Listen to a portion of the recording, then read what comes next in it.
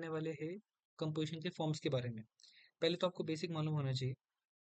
GST RAG 01 आप सबको मालूम है। जब भी आप रजिस्ट्रेशन के लिए अप्लाई करते हो तो आप इंटीमेशन देते हो पार्ट बी में कि हमें कंपोजिशन स्कीम में जाना है। ये उसका फॉर्म है।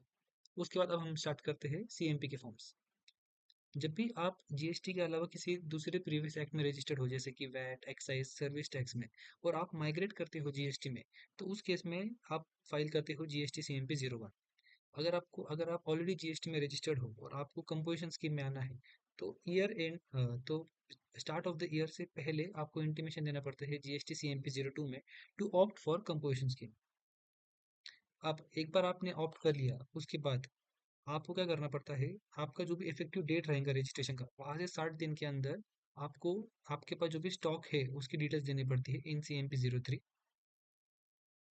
उसके बाद अगर मान लो आप एक बार रजिस्टर्ड हो चुके हो अंडर CMP स्कीम और आपको विड्रॉ करना है, विड्रॉल आपका वॉलेंट्री भी हो सकता है या फिर प्रॉपर ऑफिसर आपका रजिस्ट्रेशन कैंसिल कर सकता है due to breach of conditions. तो उस केस में आप जीएसटी CMP 04 फाइल करते हैं।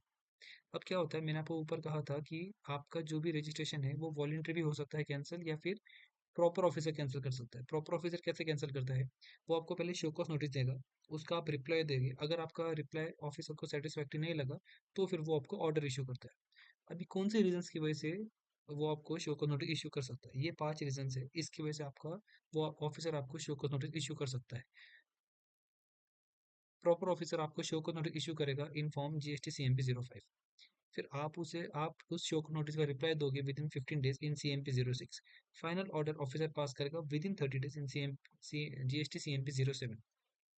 इसके अलावा आपको मालूम है कंपोजिशन में आप पेमेंट क्वार्टरली करते हो by 18th of the month succeeding such quarter. तो उसका जब पेमेंट करते हो तो आपको GST CMP 08 ये फॉर्म भरना पड़ता है।